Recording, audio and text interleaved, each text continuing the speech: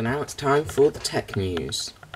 So let's start from the beginning of the week. Logical place to start, isn't it? So Apple is planning a gaming subscription service. According to several people that spoke to a tech news site called Cheddar, Apple looks to be early in the stages of creating a subscription service for gamers. Currently, this is unclear on what will be offered, and Apple may still even abandon it. They apparently declined to comment. This move comes as their hardware sales are beginning to drop off, and they need to find some way to obviously diversify a bit more, otherwise they're going to end up backbench company doing not being as big as they are now, like IBM, for example. This area is the one being considered because mobile gaming is set to become an $100 billion gaming industry by 2021. So this would mean that because of Apple taking a cut from App Store's things, this means that they can make more money and keep their profit margins the same. Now, if I just go back to my list quickly, because fun. Another thing, a patent by a company called Oppo makes it look like they've ditched the front-facing camera. So selfies are safe though, they haven't. But what they've done is they've punched a hole in the screen where the camera aperture should be, and then they've locked the camera icon, as you can see, to be in place over the top. This means that you get no notch or anything, but it does mean you've got a hole in your screen. Obviously it isn't the only solution coming to market. So now this is the big story. The FaceTime glitch with Apple. It allowed iPhone users to eavesdrop before the other person had even picked up the call.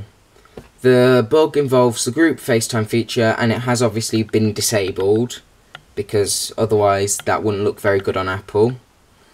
So they will be releasing a software fix some point in the next week, and they have also been sued over this bug, as a lawyer said that it was possible that the bug allowed a third party to listen in on a private conversation with a client. Obviously the attorney said that the glitch intrudes on one's most private and intimate conversations without consent.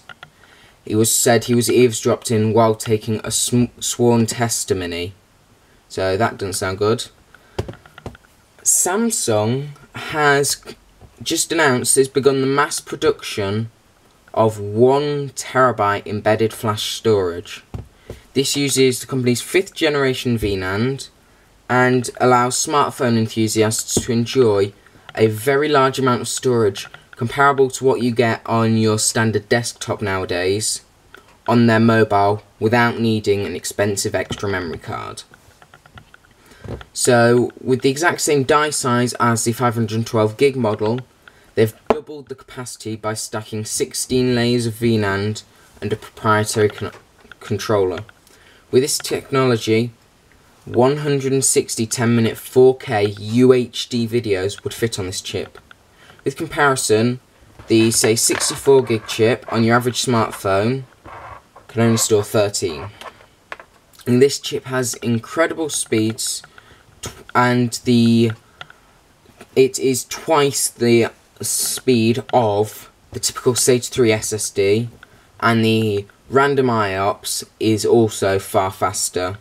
So on our blog post we do have a table from Samsung showing different things. Continuing with Apple, yes again, they're in the news quite a lot this week actually. They broke all of Facebook and its internal apps after it was revealed that Facebook had a research VPN app using its enterprise certificates, which are only meant to be used internally, and this means that they were able to monitor users. This was with the user's permission, but Apple still removed their certificate for roughly 24 hours. This caused chaos within the company, as the enterprise certificates were not only used for this VPN research app, but also for the internal transport and the lunch menu, so it caused a fair few issues. Some say this is a bit ironic, coming in the same week as the reports of the FaceTime bug. So Samsung's also created 8K TV chips, so that should be interesting to come up on. And there are iOS 13 compatibility rumours. So this unconfirmed, and this is slightly unbelievable, says that support will be dropped for a large number of iOS devices when iOS 13 comes out. Apparently, according to a site called The Verifier, which is an Israeli site, and then featured on Mac Rumors in English, support will be dropped from the iPhone 5S all the way through possibly to the 6S Plus, so that includes the 6, the SE, etc. And in terms of the iPads, you've got the Minis 2 to 4, and the Air and Air 2, plus the 6th Gen iPod Touch. That's a very large amount of devices getting dropped in one update if this proves to be true. Obviously, we all believe that Apple wouldn't do this, as usually they aim to keep the feature updates coming for as long as possible afterwards, unless you're one of those people that thinks of planned obsolescence, etc.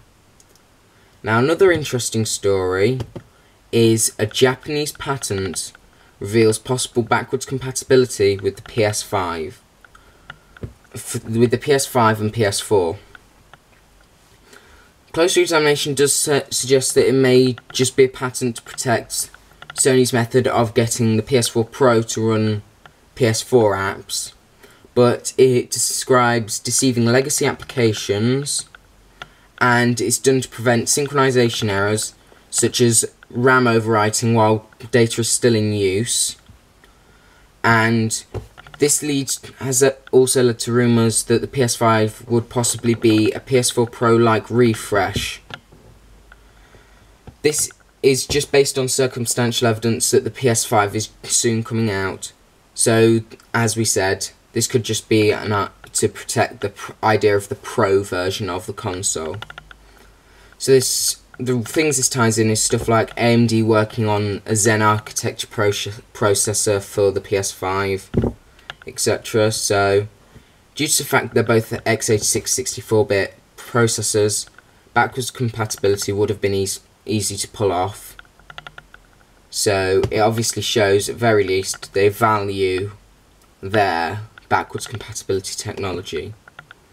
Now, a bug fix for FaceTime is expected in the next week, so this is interesting, and hopefully it comes, because obviously they've just disabled the feature at the moment on the servers, which means you can't have your group FaceTime calls.